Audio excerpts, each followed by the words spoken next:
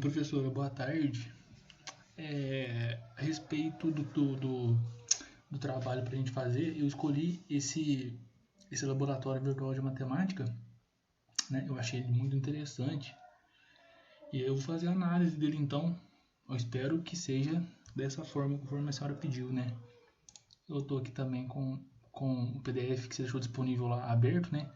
Com os checklists dos aspectos tecnológicos. Inclusive eu fiz até aqui no bloco de notas algumas observações ponto a ponto, né? E eu fui dando um ok, e os que eu achava que não, eu coloquei não com base na análise que eu fiz também, né? Então, bora lá então. Eu até deixei algumas abas abertas aqui, ó, para poder mostrar o quanto que é interessante esse objeto de aprendizagem aqui. Eu achei ele muito bacana mesmo.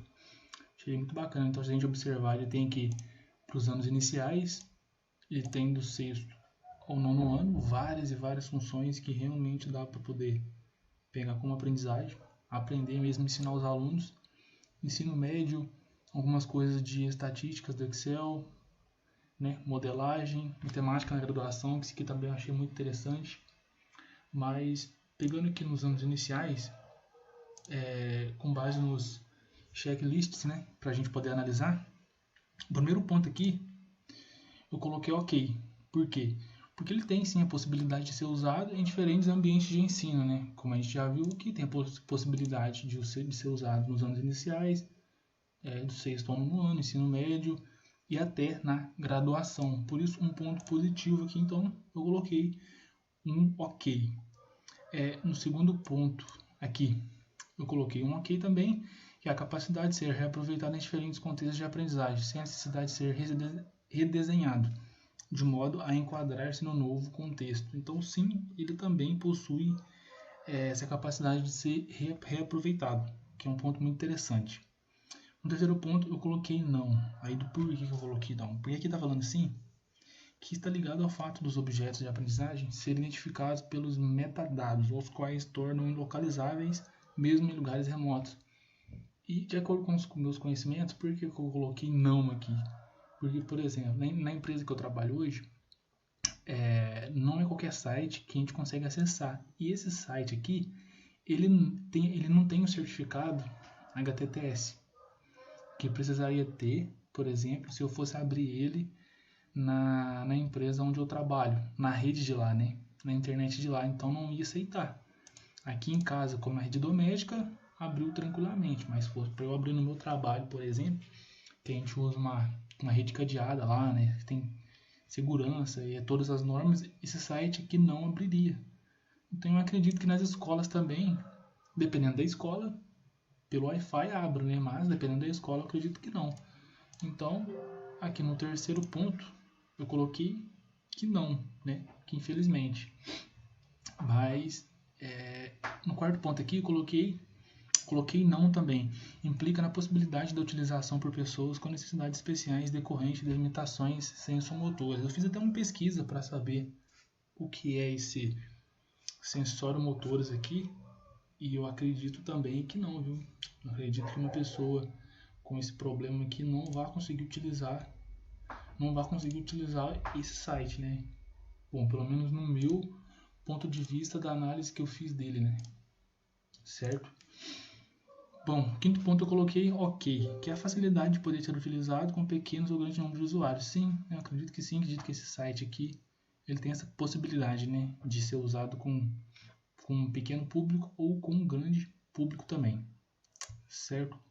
Então, partindo aqui para o sexto ponto, eu coloquei não, que é permissão de atribuição de índices ou de catalogação, os quais facilitarão a localização e identificação dos objetos no mecanismo de busca. Aqui eu coloquei que não, que algumas coisas assim, não é tão tranquilo para poder estar achando que dentro dele, né? Então eu coloquei que não. No sétimo ponto eu coloquei não. Só que aqui, na verdade, no sétimo ponto, deixa eu ver se é aquele que eu tive alguma dificuldade de entender. É a capacidade do objeto de aprendizagem poder ser agrupado e reagrupado em conjuntos maiores. Eu li aqui, mas só que eu não consegui. Professor, desculpa, é que eu não tava com atenção aqui no tempo. Parece que esse aplicativo do Loom que a senhora disponibilizou pra gente no semestre passado, ele grava 5 minutos, né? Eu não me atentei nisso. E aí cortou o pedaço do sexto ponto que eu tava... Do sexto não, do sétimo, né? Do sétimo ponto que eu tava falando que não, né? Eu não entendi muito bem, na verdade, o que quis dizer esse sétimo ponto aqui, mas eu coloquei que não, né? Então vamos continuar. No oitavo ponto aqui, eu acredito que sim, porque está relacionado à facilidade na navegação, o que possibilita o objeto de aprendizagem ser utilizado com satisfação, eficácia e eficiência. Então, eu acredito que sim, esse é um ponto positivo que eu acredito desse material de objeto de aprendizagem, que ele é tranquilo de mexer, não vi nenhuma dificuldade, né? E tem algumas atividades aqui até interessantes, que daqui a pouco eu vou mostrar umas que eu achei bem legais, certo? O nono ponto, eu coloquei que sim também, que é a facilidade de manutenção, atualização, versatilidade e maniabilidade, que são os elementos que foram utilizados na construção do objeto, são armazenados e organizados no editor ou em um mesmo banco de informações, o que tornam as alterações relativamente simples. Então eu acredito que esse aqui também é um ponto positivo, né? O nono ponto eu coloquei que sim, que é restrito apenas a um computador ou conectado à internet, onde as conexões do objeto de aprendizagem fazem referência somente aos seus próprios links. Isso é, referências internas, também é um ponto positivo. No décimo ponto, eu coloquei não, porque eu acredito também aqui no décimo ponto, que é quando o objeto de aprendizagem é utilizado com o computador conectado à internet, possibilitando acesso a várias informações contidas. Então eu acredito que esse problema está relacionado ao mesmo problema lá de cima que eu falei, quando, dependendo da internet e do computador, se for uma internet, aquelas internet que não acessa qualquer site, pode ser que barre, né, na hora. Então eu acredito que não também, certo? No 11º ponto, eu coloquei que sim, que é construção de atributos que evidenciam que a instrução para a instalação ou uso do objeto está completa, é consistente e legível, né? Então aqui, como é um site, a gente faz acesso, não tem que instalar nada, né? Então é tranquilo também esse ponto positivo. 12º ponto, eu coloquei que sim também, que são um conjunto de atributos na interface que evidenciam a existência de meios e recursos que facilitam a interação com o objeto de aprendizagem. Então aqui possui vários atributos, né? Várias atividades interessantes, né? Como aqui, por exemplo, a gente tem essa tabela aqui, onde o aluno ele monta conforme o professor pede, e aqui a gente tem uma atividade que fala sobre os mesmos quadrados que eles trabalharam lá, né? Então, por exemplo, aqui é a pergunta número 1. Quantas unidades formam uma dezena? Então aqui o aluno colocaria a resposta, por exemplo. E agora acho que é o último ponto, se não me engano, é o 13º ponto. Ah, não. Na verdade me enganei, é 12º só. Bom, então agora partindo para o checklist dos aspectos pedagógicos aqui. Se bem que o tempo está acabando já, né? Acho que eu vou encerrar e começar de novo, professor. Professor, então comentando os aspectos pedagógicos aqui, então, eu comecei um outro vídeo para ficar mais fácil. O primeiro ponto aqui, eu coloquei que sim, pode ser integrado ao novo escopo pedagógico ou objeto de aprendizagem, também utilizado para alguns distintos tipos de alunos, né? Então eu acredito que sim também, né? Ele pode ser utilizado para diversas formas, né? Com diversos tipos de alunos, ele se adequada em diversas funções. Então eu acredito que sim.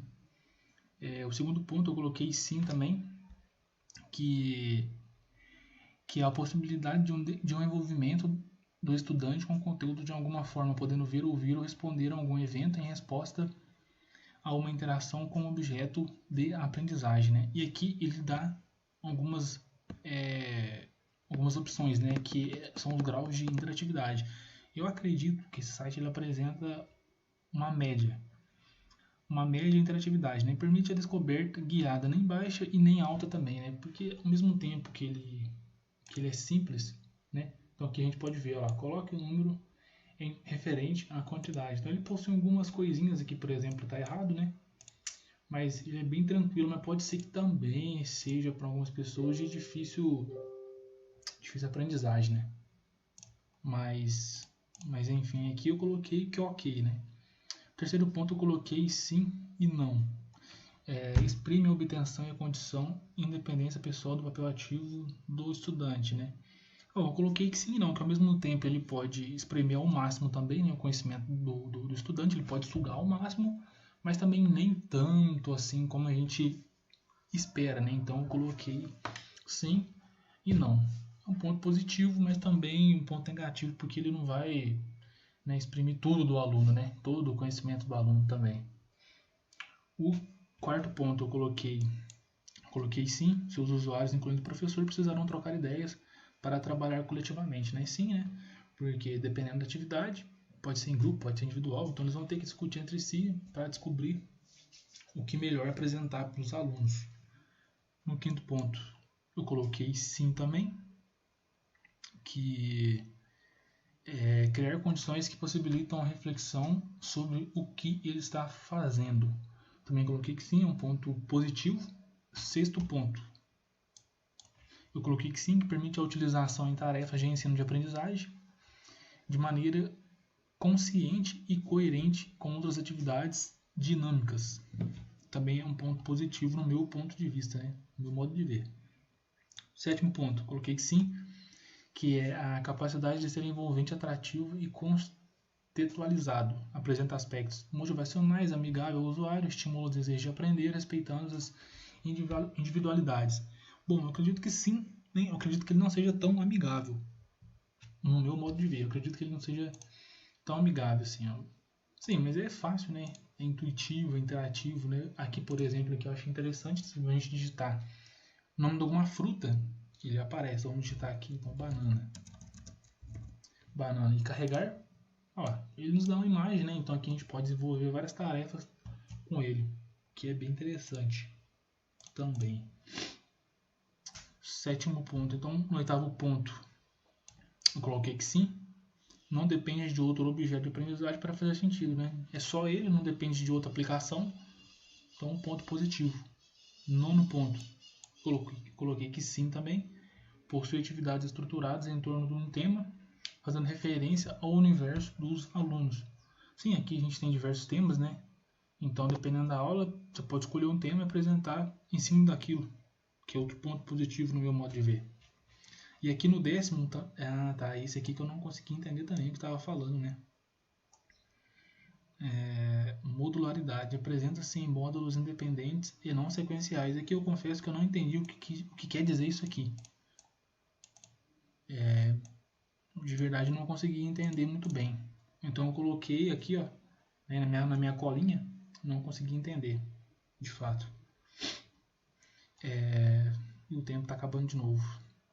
Vai ficar grande esse vídeo, hein? Então continuando aqui, 12º ponto, né? Eu comentei que eu não consegui entender de fato o que estava querendo dizer. 12º ponto, não, 11º, né? 11º ponto. Eu coloquei que sim,